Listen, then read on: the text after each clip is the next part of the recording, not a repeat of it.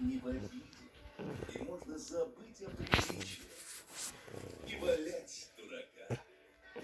и рыдать под гитару, и плясать как